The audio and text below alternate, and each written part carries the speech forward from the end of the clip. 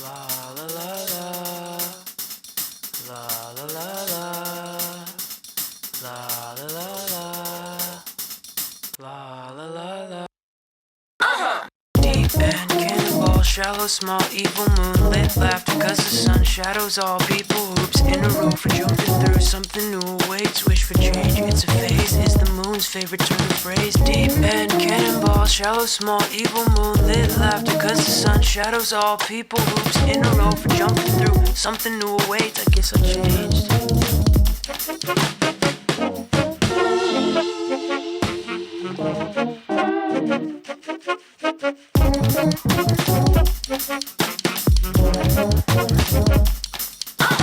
In but I don't lash out. When it leaves you, it comes back around. And I just spent a check on the Supreme brick. I threw it through a glass house. I wish I kept the cash now. I threw it through the Trump Tower. I've thought it out too many times, each of the 365. I feel like I'm a different guy, reconstructed overnight.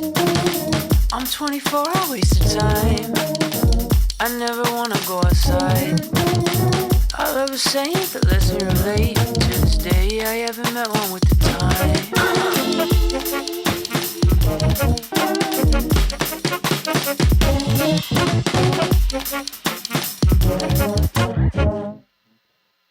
Deep end cannonball, shallow, small, evil moonlit laughter, cause the sun shadows all people. Hoops in a row for jumping through something new awaits. Wish for change, it's a phase, is the moon's favorite turn of phrase. Need somewhere to stay, I'll stay away.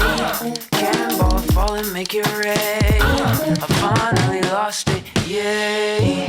This is only this and that's okay. I need someone to tell me every day. This is just a moment, time and space. I finally lost it, yay. This is only this and that's okay. I finally lost it. It took so long to find and it cost me. I lost track of time at the clock tick. I just dropped my keys in the mosh pit. Figment of imagination's not a fig, it's a magic trick. Flash a light into my eyes and say I squint. Segments of my life in which I might have maybe did include a church when they said pray and all I really did was sit. Or in a memory in which I'm in the mirror and I think I maybe even winked and said you're stupid, it's a thing. Now I say you're adorable but you are not a door. You don't have to open anymore, I cannonball right through the floor like...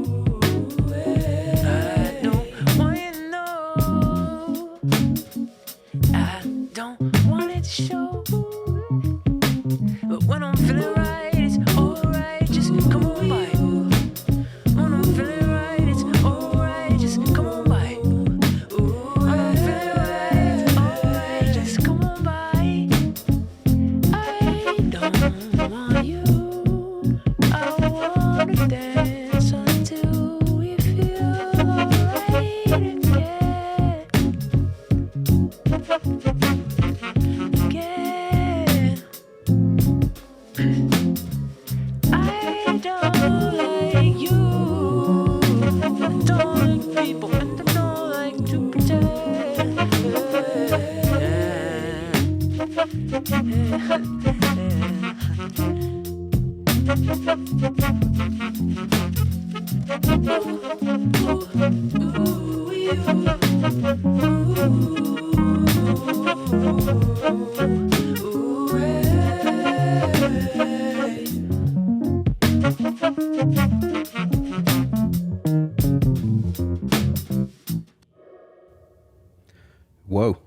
kind of a long song there, intro. For nice chiller. This episode of Roots to Grooves.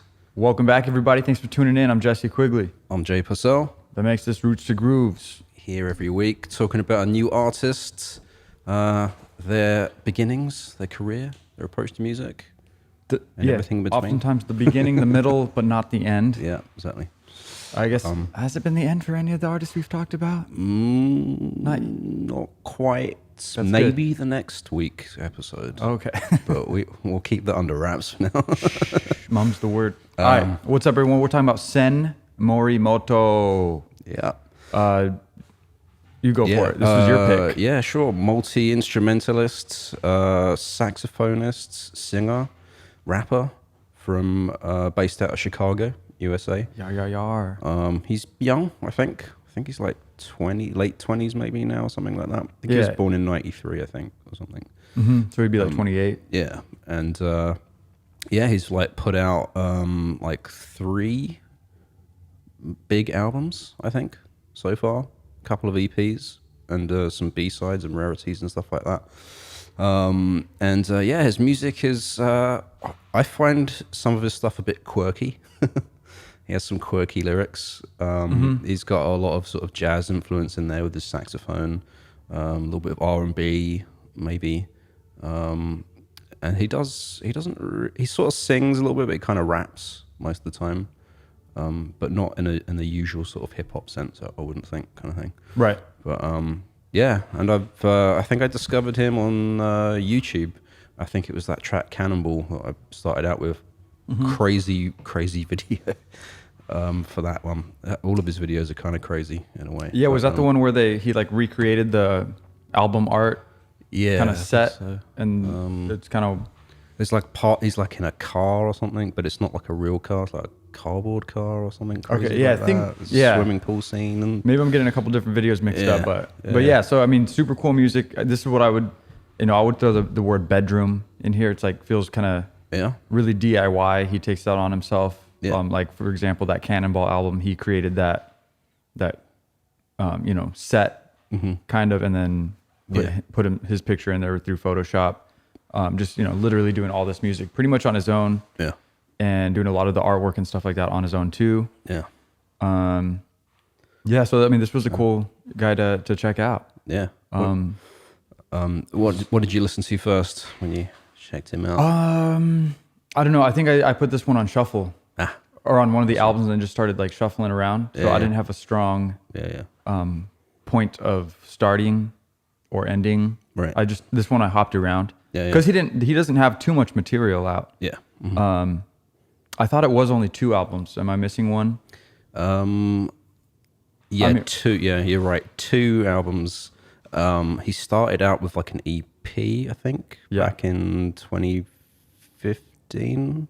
I think the dates are a little funny. I got Discogs right in front of me, but on Spotify, I think his EP that came out in 2017. It's late. But it was right on time. But it was right on time. But yeah, so I mean, let's talk about this guy. Born in Japan. Yeah, in Kyoto. Yeah. So, but anyway, for reals, when he was like 14, I think it was about, he moved to the United States. Yeah, I think it was even younger than that, right? Maybe. No, maybe I'm wrong. Yeah, as a kid, I think, because he said he has this sort of strange relationship with Japan now, where he doesn't really he's from there, he was born there, but he moved to the US so young. To Massachusetts, his family went to, that he still has a lot of family back in Japan, but he has kind of a, it doesn't feel like home quite to him, so he's still like, every time he goes there trying to, identify with that culture, like feel like you're from there, identify, engage with the culture, which is cool. That's kind of how I feel. I moved when I was 14 from San Diego to Seattle, so I didn't get to be an adult in San Diego. So I feel like this area is more home for me. So I'm kind of feeling that that's, he obviously, he seems more American, culturally and everything. Yeah, definitely. Seemingly so. But yeah, moved to small town Massachusetts. I think he said in one interview, it was, sorry, I hit the desk. It was one of those small towns where there's more trees than people. Yeah. Which is cool. He said it was like the Shire. I think he described it as in one interview. It's he said in the middle of Wendell State Forest. I looked that up. Very green, very outdoorsy there. Like, sounds nice. I think he said his town though only had like what was it, 3,000 people in there or something like that. That's pretty small. Pretty small, yeah. And like with music, I think his dad was really into a lot of music. He collected a lot of CDs, and that's kind of how Sen sort of got into music, was just kind of going through his dad's collection and finding things and getting into all that sort of stuff. Quite an eclectic taste of things, I think he said. Sly Stone, Stevie Wonder. That's Sly and the Family Stone, right? Sly and is the that Family they say Stone. that? Yeah, but yeah, totally. Miles Davis, Coltrane, and Cannibal Adderley were his sort of jazz saxophone influences. And I even saw a Godzilla soundtrack. Oh, really? Which one? I don't know. That begs the question. Yeah, exactly. Yeah. I guess when I read that, I was thinking the Matthew Broderick. Yeah, that Godzilla. was Jamiroquai did, I think, that one. Oh, really? Yeah. I don't even know that name. It's pretty. You don't know Jamiroquai? Ah, damn. We'll have to. He did the soundtrack? Yeah. There's like one. I don't know if he did, like, they probably had a composer, but he did like the single, because back then they had singles that came with movies and stuff. No, yeah. Do they not do that anymore? I feel like they. I think James Bond is the only thing. I think sometimes they do. Yeah, James Bond is a huge one. They always do that. Yeah. I also saw stuff like Diana Ross, Led Zeppelin. Yeah. I think he pointed out album 2. Yeah. Zeppelin 2, whatever they're called. Yeah. Burt Bacharach, some more jazzy stuff. Tom Jones. Yeah. He was doing some Daniel Johnston covers. Yeah, I haven't heard of Daniel Johnston. Have you? I hadn't either. Yeah. Still don't. Still never heard of him. But I'm just talking about him like I do. Yeah. I guess Sen Morimoto though did do some covers. And one cool thing, he was doing some Daniel Johnston covers, and he would start doing the covers, but then he would eventually be like, okay, I changed it so much, I'm just going to change the lyrics, and now it's a new original song. Right. Yeah. So kind of a cool route to see. Like, I'm going to make a cover of a song, but then just make it just different enough, and at times very different. Yeah. And then just kind of go with that flow. Yeah. And eventually you have something brand new. That's kind of cool, yeah, that I found that he did that, because that's something I've been thinking about recently as well, as a way back into writing music, is starting with some covers. Yeah. And then, like, my goal is to faithfully cover something, but you probably, like, once you're in the middle of it, you find something cool and you're like, oh, let's go in a different direction instead or something like that. I think that's the thing, it's you find something that that's unexpected. Yeah. And then that's what's cool about music. There's so many little nooks and crannies that you could just discover that you'd never thought would be there. Yeah. And then inspiration clicks like that, and then you're off on this yellow brick road to who knows where. Exactly, yeah. Which is dope. So, this guy's pretty creative is what I'm saying. Yeah. But yeah, nice extensive collection of influences. Yeah, pretty broad, pretty cool. And it's kind of funny that he said the reason he picked up the saxophone was because of Lisa Simpson in The Simpsons. Oh, that was because she would be doing lessons in that show? Yeah. I didn't watch too much Simpsons, but... Yeah, she played the sax, and I think like there was a jazz teacher in there and stuff like that. But he said he used to love watching the show, and every time he'd see her play it in the show, he'd be like, oh, that's kind of cool. I should try doing that or something like that. So yeah, and... that, which is cool, and he's been playing saxophone. That was his main instrument as a kid. Yeah, and I think it was actually 800 people, he said, in his small town that lived even there. Smaller. Yeah, and so he said, like, the problem there is, like, there wasn't really anyone to go to talk about music or to play music with or to learn about it and stuff like that. But apparently there was this one famous saxophonist called Charles Neville from the Neville Brothers. I heard of the Neville Brothers, and he was, like, putting on, like, a one-off...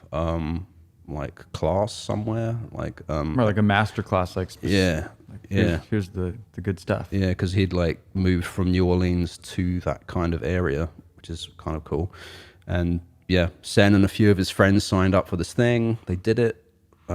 got really into it. I read that it was in a yurt. Yeah. They would practice in a yurt, which is like a nice bougie tent, kind of. Yeah. Yeah, you see a lot of those in Portland. I think you can like rent a yurt for the weekend on Airbnb or something like that. Great. I'm like, yeah, I should try that. I'm down. We should do an episode in a yurt. Episode in a yurt on location. On location. Yes. Yeah, so it was like the one-off masterclass, and then like Charles Neville saw that him and his friends were kind of into it, and offered some like private lessons in his yurt, and and he just like learned a lot of stuff from him. Yeah, I think they were talking about like improvisation. Yeah. You know, obviously in music history. Yeah.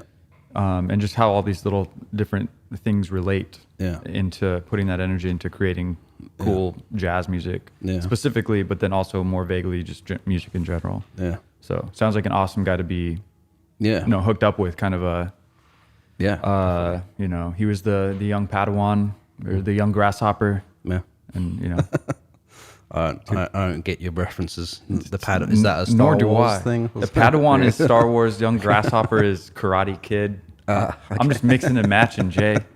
Mixing it. Flying by the seat of my pants. Karate Kid, yeah. Yeah, it's a classic. So Charles Neville, a big guy. He sadly passed away a few years ago. But Sen said one of the cool things that he taught him was about how to put like the emotion into the music, or to also know what the lyrics are for a song that you're playing with, so that you can kind of like bring that out in the instrument that you're playing, you know. I think I saw him talking about that, kind of engaging with the vibe that the lyrics are talking about, like the emotion that's attached. And so if you're like doing a solo, it's not just time to there's 8 bars I could shred and just show off or something. Like hopefully the idea is to match that vibe, that feeling that you're trying to get across in a nice distinct way through the channel that is your guitar or saxophone or whatever he's playing. Yeah, definitely. Which is cool, because I like that when it it matches up. It's not just some wankability like look at me shred and then back to jazz. Exactly. It all cohesive. Yeah. So it's cool. And he was still in Massachusetts at this time, right? In the yurt, practicing with Neville. Yeah. And Mr. Charles Neville, that is. Yeah. And he was going to high school, Sen, but he said he wasn't really like academic or really interested in, going to college or anything after that. And he said his parents were kind of understanding of that, which is cool. And so I don't really know what he was doing for like a living, or how he like started making computer music himself, like going from the sax to doing that. Yeah, I don't think I saw that much about that either. Yeah, but he was seeing a girl that was going to college in Chicago, and that was the reason that. That was the reason. That was one of the reasons. He said actually, he definitely had to like get out of his small town, for one. The second thing, the first place he was looking at going to was New York, he said, but he said it was like too expensive, and there were like weird listings like on Craigslist of like, don't tell my wife like you're living in this room or something. Yeah, thousands of dollars for like a little closet space. Yeah, so he was like, that's probably not happening. And then his girlfriend was living in Chicago, so he decided to. Okay, that's weird because I didn't hear about the girlfriend. Yeah, there's always a girl. That makes sense. Exactly. Yeah, but I thought he had gone. I read that he'd gone to Chicago to check things out, check out the vibe. He went to a party. He might have met her in Chicago. Or maybe one way or another. And then moved there or something. Yeah. Well, cool. I saw that he met some guy at a party, and then that was a guy who he ended up working with. I think that was the guy who started the record label Super. Yeah, I think so, yeah. SOOPER. Yeah. And then Sen Morimoto is now a co-owner of that. Yeah. But they started that relationship there. Yeah. And he was like, hey, that's good enough. And this guy offered him a room like in his house. Yeah. And he didn't even check it out yet. Sen didn't see the room. He just said like, sight unseen, I'll do it. Yeah. I'm coming up. Mm-hmm. And there he was, and he did. Yeah. Just that. Did he go to college up there? No, Sen didn't. So I don't know what he was doing like for work so much, but he was definitely getting through the guy from Super, meeting a lot of these like musicians and artists in the Chicago area, and finding a lot of cool people to collaborate with and all that sort of stuff. But yeah, I think he just, he must have had some day job, but we don't know. Sen, What was your day job? We don't know. Not talking a lot about it in interviews and stuff. Exactly, What are we yeah. hiding here? Yeah. Drugs. No, I don't know. Hey, more power to you. Yeah. I say go for it. I think we should play another track. Yeah. And, well, to sort of go back in time, I did find a track from his first EP. It's Late. It's late. So, since it's his first kind of release, I think, I'll spin this. Yeah, I'm down. Let's hit it.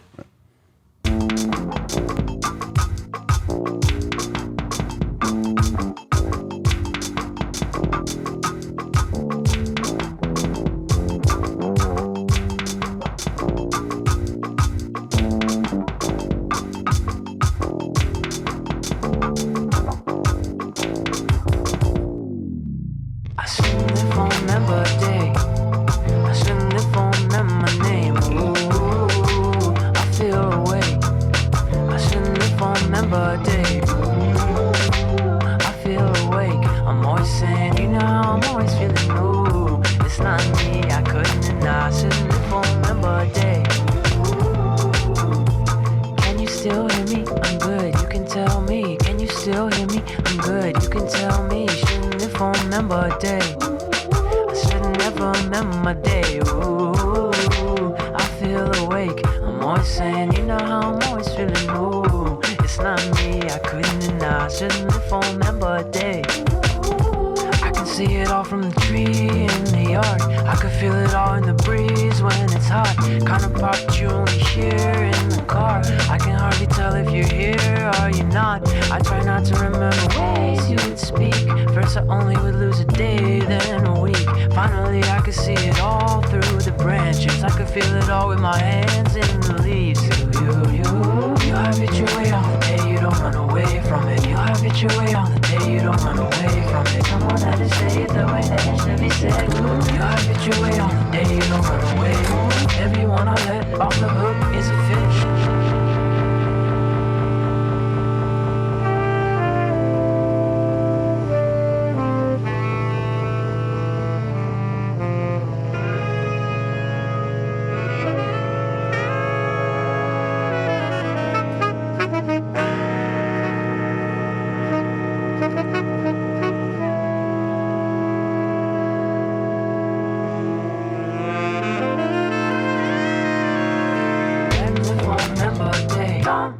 I shouldn't if I remember my name. Ooh, I feel awake and I'm always saying I shouldn't if I remember a day. Ooh, I feel awake. I'm always saying, you know how I'm always feeling. Ooh, it's not me. I couldn't deny. I shouldn't if I remember a day.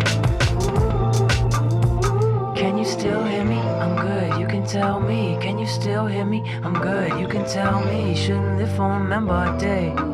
I should never remember my day. Ooh, I feel awake. I'm always saying, you know how I'm always feeling. Ooh, it's not me. I couldn't deny. I shouldn't if I remember a day.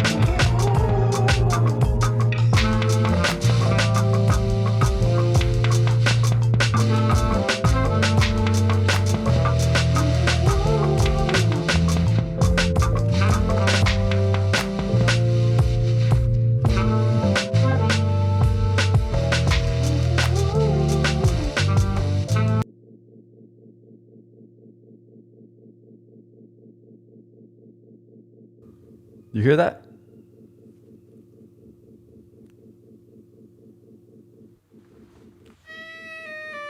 It's the song. It just stop like that? Yeah, yeah. We're gonna be on the video like, what? What the fuck? Whoa. Man, that was fucking trippy. Okay, that was pretty weird. We just both freaked out. And the song just cut out, and then there was this, like, sounded like a tumble dryer or something. Yeah, like a whirly thing. Yeah. I thought we had an electrical issue in the studio for a second. Yeah, I thought the power cut out for a yeah, second. or yeah, something. yeah. But no, it was part of the track. Yeah, this guy gets trippy. That was called Shouldn't Live or Remember a Day.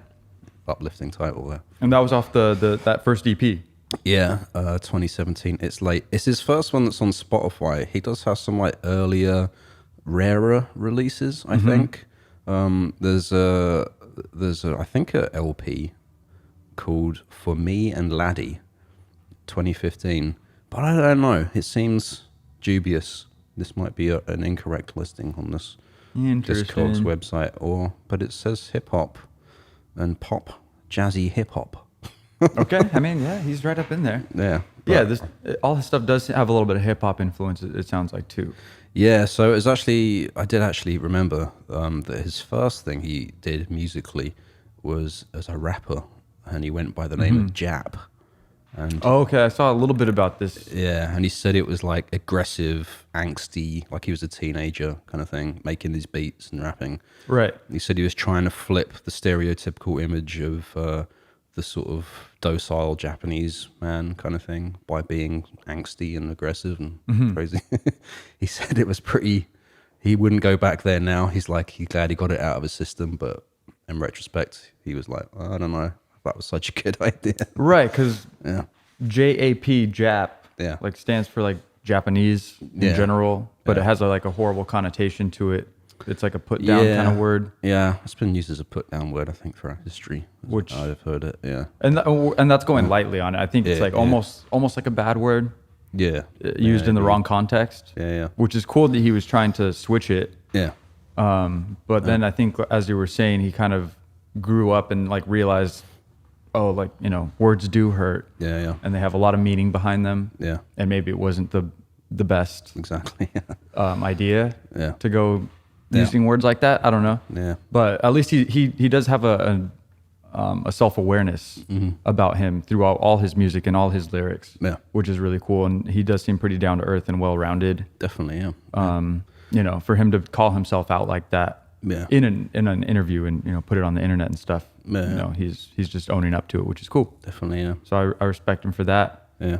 And I think in another interview he later said that now he can't really write music or lyrics from an angry place of anger, because he was asked about all the stuff that happened in 2020 with Black Lives Matter and George Floyd and COVID and all that, and Trump being president, and it was just kind of a dark time. And he was asked whether that stuff happening in the world inspired him or kind of the opposite, and he said the opposite. It's not really. It wasn't like a good environment to try and think of being creative and sort of thing, which is a shame. I think it's different for different people, but 100%. Yeah, but he at least knows what he needs to be able to write and be creative and stuff like that. So, 100%. And either way, I'm sure it's affecting him in a way that he'll get the emotions out at some point when he processes them. Yeah, within himself. Yeah. So. Yeah. He also says that music, as a lot of people we've talked about on the show, he uses it as kind of in a therapeutic way. He said he's not someone that really likes to share his problems or his troubles with other people. He finds it's kind of too much to sort of burden other people with that. So that's why he kind of explores that in the lyrics and his own music. And he said the lyrics are just like a stream of consciousness that he'll just write out, spew out, and then go back and edit and try and make it fit with the music sort of thing. 100%. Yeah. Which is a cool style because it comes off as pretty casual. Yeah, weird lyrics as well. It's I think in that first song, Cannonball, it's there was something to do with doors and figs and stuff like that. And it's you're a door, but you're adorable or something like that. You're not a door. It's kind of almost kind of like the rap I would write when I was 12 years old. But But he kind of gets away with it. But now he's kind of singing it over a jazz fusion backdrop. Which is why I think it's kind of quirky a little bit. It is. Yeah, and he's saying a lot of stuff in it with his voice is pretty mellow. Yeah. And pretty chill. Yeah. Pretty kind of, gentle, delicate. Yeah. And, soft, and it's really good. Yeah. And it works really well with this bedroom hip hop jazz fusion type thing that he's got going on. Yeah. Which is really cool. Definitely. So I guess I did pull up the guy's name, his like-minded buddy. I'm trying to say his name right. Namdi Ogbanyaya. Oh wow! Is he the guy? Is that the Super? Yeah. Label guy. So that's the guy who started Super Records. Okay. And he Namdi is his first name, I think. Okay. He encouraged Sen Morimoto to record an album for his label Super. Right. And I think that was Cannonball. Right. The first LP that he came out with. Yeah. which is cool. And that's the one where he did the DIY art. Yeah. I produced the whole thing himself, as far as I know, playing all the instruments and doing all the vocals and everything. Yeah. And all the technical production and engineering. Pretty much, as far as I know. I don't know who it was mixed or mastered by or whatever, but for the bulk of the work, it was all Sen, which is awesome. And it was a great album. And then eventually the next album came out on Super Records as well. Yeah. Yeah. And that first album, 2018, kind of did well. It sort of got out there, and that's kind of around that time I discovered that music video for Cannonball at the same time. And I was like, yes, I haven't heard this type of thing before. That's why I was sort of drawn to it. It was, it's funky, and especially that song as well. It's like almost 6 minutes long, Cannonball, and it's like kind of goes in a different direction halfway through, and it's not like a typical like song structure or anything like that. Yeah. Like, some weird moments and weird like mute things he does where it's like he'll just like mute a whole thing but like do it sloppily, so it kind of like clips a little bit or something. Yeah. And it feels kind of almost live. Yeah. Almost like he's doing it on a like as a DJ set kind of things at some points. Yeah. But yeah, I mean, Cannonball, it's awesome. It's intimate. It's warm. Yeah. Confessional. Yeah. It's weepy. Like he's kind of putting his heart on the line a little bit. Like you said, he doesn't describe it to his feelings to his friends or his family as much, but music is his way to get that out. Yeah. But it's still like optimistic overall, and it's still pretty wise. Yeah. Like I said, he's self-aware and, I think reflective and introspective. Yeah. And that comes out through the lyrics. Yeah. And through the music. Definitely. And one of the other influences I saw, he said, was Mitski. Oh, really? Who we talked about a few weeks ago. Yeah, so when this episode comes out, Mitski episode should be out. Yeah. And she also has that same kind of chill bedroom vibe, especially with your lyrics. Yeah. Really kind of gentle, cool, really nice melodies, but a gentle voice. Yeah. And then being really reflective and, introspective with the lyrics. Yeah. And I think he takes a lot of inspiration from Mitski. Definitely. Which is cool. I incidentally randomly watched a short film that she was acting in today. It was recommended to me on YouTube. Really? I was like, what? It was like this weird short film, because apparently she'd said in different interviews that she'd helped some people out with some film stuff. And yeah, it was called Sitting or something. It's very weird. It was a whole movie? No, it was like probably 7 minutes, 10 minutes. Oh, like a short film? Short film. Yeah. Oh, okay. Yeah. Anyway. That was pretty cool. Just reminded me, because randomly I saw that today. So I was like, yeah. No, that's great. I mean, it fit its way into this episode. Exactly. Yeah. So that's very fair. That's cool. Check out Mitski, everybody. Yeah. Well, how about another track from Cannonball? Yeah. Because you're talking about his lyrics, and this one called People Watching, I thought it's kind of very sort of interesting story that he's put into this track. Let's give her a whirl.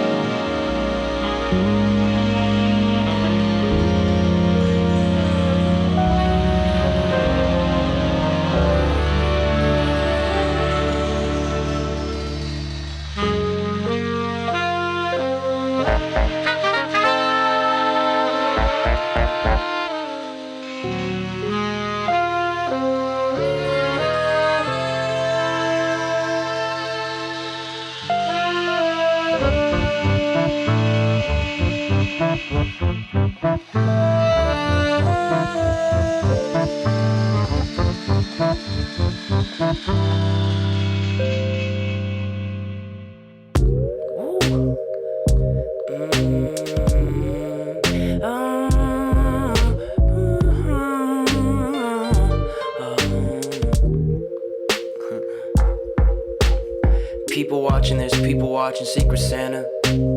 Are you gifted? People watching secret cameras. They keep the distance. When you tried, did it make the difference? We've been so dramatic. People watching, they're like, why you laughing? I'm like, why you trying? They're like, stop asking. I let a whole lot past me. When you tried, was it everlasting? Was it ever answered? The last thing that you ever asked me. People watching, I watch the people pass me. The people persons I don't get along with have the nerve to ask me, are you sure about this? Please don't worry about this. If you don't hurry, you won't never catch me. I said if you love me and you want me to stay, you just gotta give me the time of the day. You I just have a feeling about a couple of things. She told me that the pleasure and the secret you make is dealing with depression in a meaningful way. She came to the show and I practically beamed. She was dancing and laughing at me. I write songs everywhere I go, everywhere I land. I don't have a band, I don't need a band. I wrote songs in Japan on my grandma's baby grand. She was dancing, clapping her hands. And what do you do if the mirror is looking at you funny? Massachusetts maple syrup, you sweeter than honey. The sunny side of the street is 200 degrees in the summer.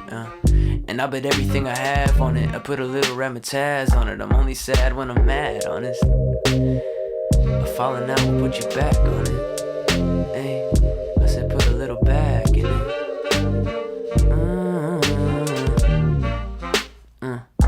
But I make bad decisions, I make them all the time. We have inner demons, that's a hell of a find. They say a dirty kitchen is some kind of a sign. 20-something vision with my eyes in my mind. I said if you love me and you want me to stay, you just gotta give me the time of the day. You just gotta tell me how you want it to be. I just got a feeling about a couple of things. Time froze but kept counting, I wasn't watching. I'm doing this my whole life, almost let it stop me.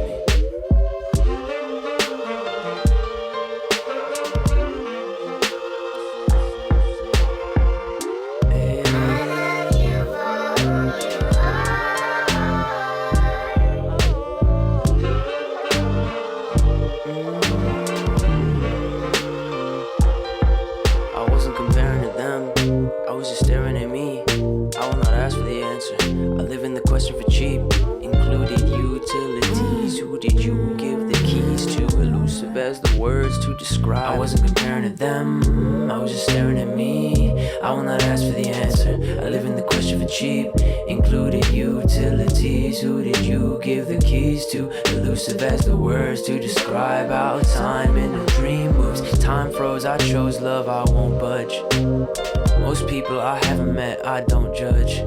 Or at least that's what I tell me to do. Sometimes it happens if I'm telling the truth. I'm fine, I'm laughing, I'm aware I'm the fool. On the hill by the valley or the planet by the moon, I'm still feeling love. I said, do you love me, do you want me to stay? She just wanna smoke and watch anime. She can always tell me how she wants it to be. She just has a feeling about a couple of things. I said, do you love me, do you want me to stay? She just wanna give me the time of the day. She can always tell me how she wants it to be. I just have a feeling about a couple of things. She just said I love you cause you're fucking with me. She just has a feeling about a couple of things.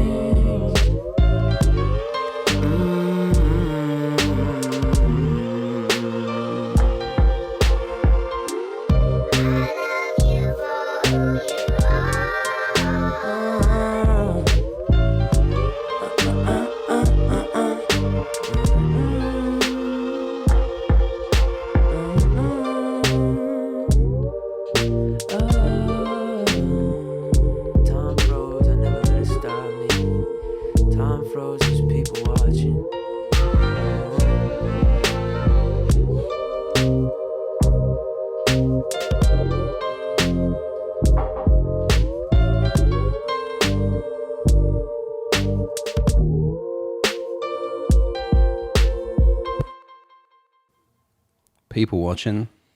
Yeah, I think that's the last track off that album. Oh yeah, and yeah, I just like those lyrics. So it's kind of stream of consciousness, like the little moment in there he talks about playing piano for his grandma in Japan, and she's dancing and clapping. Yeah, that gives a sort of nice visual, just kind of. Yeah, no, he definitely paints these visuals, and like right after he said that, I remember there was like a nice little horn section, jazzy type feel that was incorporated in the production. So yeah, put a nice bookend and highlight what he's talking about. Definitely, yeah, which is cool. So I mean, yeah, the stream of consciousness really kind of subdued. I think Cannonball was more, like he wrote a bunch of stuff and then would use like subtractive mixing or producing. Yeah. And so he would like have a bunch of stuff, but he would take things out and make it more minimalist as he could. Yeah. And kind of dig stuff away and then allow what was left to shine. Yeah. As opposed to the self-titled album, which we'll talk about next. Maybe we're about there. Yeah. Self-titled Sen Morimoto. Yeah. Where that one's a little bit more like lavish and lush with instrumentation, a little bit more, bang-bastic or bombastic. That's the word. Yeah. I think. Bombastic. Yeah. But you know what I mean. But yeah, totally. Yeah, he said he like always writes like with a load of layers or something like that, and then has a lot of stuff going on, and then he'll have to sort of take stuff out and but it's still, you can get that sense of like it's not cluttered, but it's and it kind of is and it isn't. It's weird. It's like there's like lots of like weird opposing rhythms happening in different instruments and stuff like that, where it's sort of interweaving between each other and stuff like that. It's kind of like, I love that when you have different instruments coming in and coming out, but creating one kind of melody, even or a vibe altogether. Like a puzzle piece. Yeah, definitely. And so 2020 last year is when the self-titled one came out on Super Records again. So this is pretty new stuff. Yeah, basically. He said he wrote a lot of this music in transit, like gazing out of windows. So he said like motion and water is a recurring theme throughout the album. But he wasn't touring during this time because it was 2020, right? I think he kind of, 2020. Yeah. I think he might have written this in 2019 though, and it came out in 2020. Sure, that makes more sense though. Yeah. That makes a lot of sense actually. I didn't think about that. Yeah, because I think, he did say like sleeping in unfamiliar places gave him vivid dreams, uncannily close to reality and hard to rouse from. I'll continue what he said. Well, no, actually I won't, because that was like a journalist that was writing that. So. They said this uncertainty between waking life and fantasy became his central focus. Explored excellently on the detuned, eerily rolling haze of Stand Out, the things I thought about you started to rhyme. To track off of that. Morimoto toys with clarity, never quite certain whether he's gaining perspective, but always searching. And it's kind of interesting. Yeah, I like his whole vibe. Yeah. I mean, I think this album, self-titled, is it's pretty optimistic, especially regarding what was happening during that year. Yeah. So that's pretty cool. It just sounds pretty hopeful. Yeah. Regardless of crazy stuff that was happening around. Yeah. I think one way it was being described based on some of the lyrics was that he was wondering if like people have gone to Jupiter or something, like left Earth, because it's like, okay, this place is messed up. Like, and then people are asking like, have you been living on Jupiter or something? I don't know. I barely know what I'm talking about, but I just saw some people talking about stuff like that. And coincidentally, right now we have 4 tourists up in space. In the capsule, SpaceX. I forgot to look at that. SpaceX sent up people. I saw the launch went off pretty well. I haven't checked back in, but apparently they're just going around orbiting the Earth for 3 days. Oh, so they're still up there. Yeah, they made a playlist as well of music. Each team member picked some songs, and then they whittled it down into a 2-hour playlist. There's some Korn on there. There's some Macklemore on there, because one of the guys is from Pacific Northwest that's up there in space. Oh, so really? He wanted to pick some songs that represented the Pacific Northwest or whatever. So. Sure, I guess Macklemore's still that guy to represent us all. No Nirvana though, I don't think. Don't. Maybe uplifting songs if you're in a dangerous situation. Maybe. Fair enough. Yeah, Macklemore, I dare I say, he's more uplifting than Kurt Cobain. Yeah. Anyway, digression, but that's crazy shit. Cool side fact though. I like that. Yeah. I don't know they were staying up in space for so long. Yeah. But yeah, self-titled, Sen Morimoto, good album. Mm-hmm. It's just, I think it's better. Yeah. It's probably better than Cannonball. Yeah. I think I like it better. There's really good, a lot of original sounding stuff. Yeah. And some of it lands better than others. Mm-hmm. Just his ideas. Yeah. But the ones that do land are really good, really cool. Yeah. A lot of, layering of stuff, layering on his vocals. Yeah. For example. Mm-hmm. So cool stuff going on the whole way through. I really enjoyed it in general. Yeah, it's definitely a maturity you can hear in his writing and production. Mm-hmm. It's definitely moved on, kind of thing. Yeah, I mean, after that whole process, he said he did actually write this whilst he was home from tour. So playing around at home and coming up with ideas and stuff like that. But yeah, because off the first time, he went and, did a lot of things, did touring. He did some like So Far, Chicago performances and stuff like that. He did, I think in 2021, did a KEXP. Yeah, I was going to mention that. Did you see about it? I think, what it wasn't live at KEXP, but it was at home. Yeah. Live at home, whatever they call it. Yeah. But it was cool. And I think we've been talking about this since a lot of artists have gone through here and done KEXP at home, but it gives them a chance to actually produce their own video basically and have that be their video rather than KEXP filming them play live. Yeah. I think the music's still played live, but it's almost like a mixture of like a almost short film or music video rather than a strictly live performance, which is pretty cool. And he was obviously playing off and dealing with the issues like COVID, obviously, whether people can be in the same room or not, trying to get the band to play. And what I saw in the video was he was filming people like in their apartment from outside, like looking in the window, watching the guy play guitar. And then, and the next scene would be like the drummer or Sen in his apartment through the window. So kind of a cool concept. And workaround for what was going on in the world at the time that's still going on. No, it was very cool. Very well done. Like he's like walking around the streets with like a microphone singing, and then it cuts away to like the different musicians in their own apartment playing. And I think they recorded all live, it was all overdubs or whatever, but he'd send them the tracks. But it is, it's not they didn't just take the recording from the track. Which is dope. So again, DIY, creativity. And this guy's not afraid to do something new. I like it. Definitely, so that's sort of us up to date, really. He did release a B-sides and rarities thing in 2020 as well. Self-released, actually, I think. So I think that might be on his Bandcamp or somewhere like that. But yeah. Also, his brother makes some short films, and I think he has a studio called 88 Rising. Oh, I've heard of that.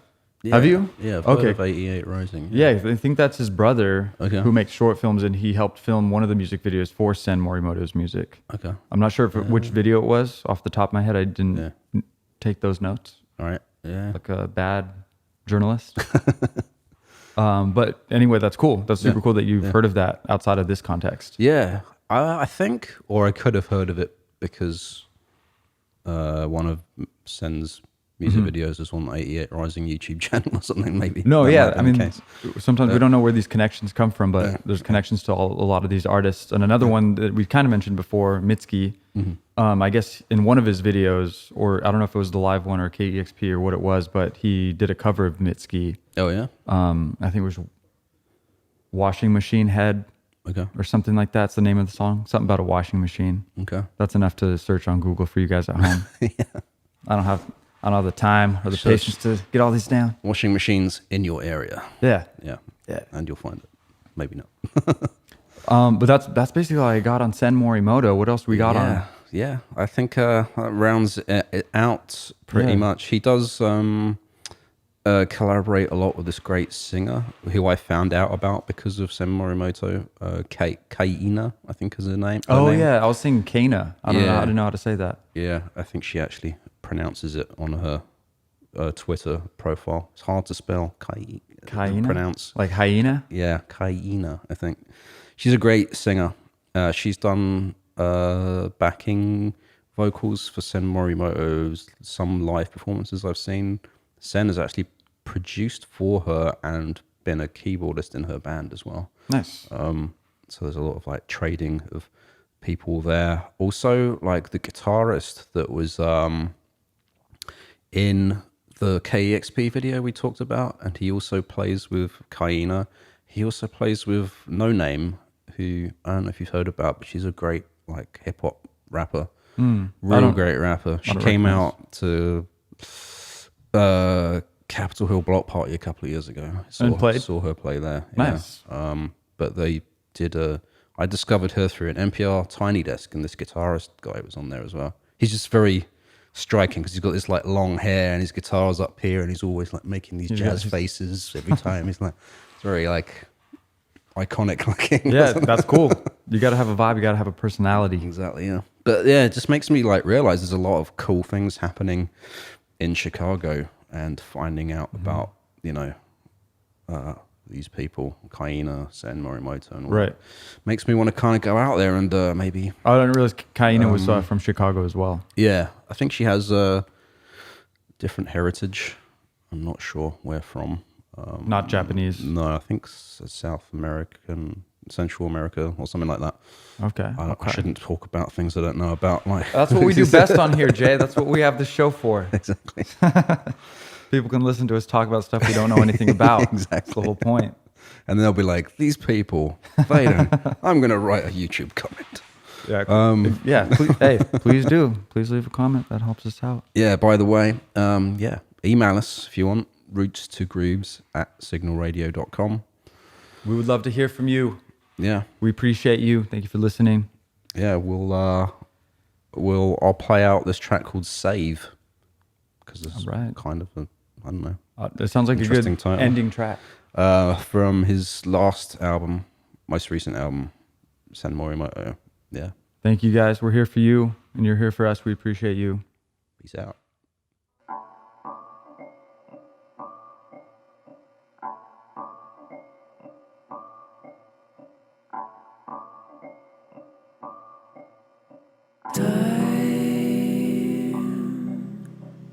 For change,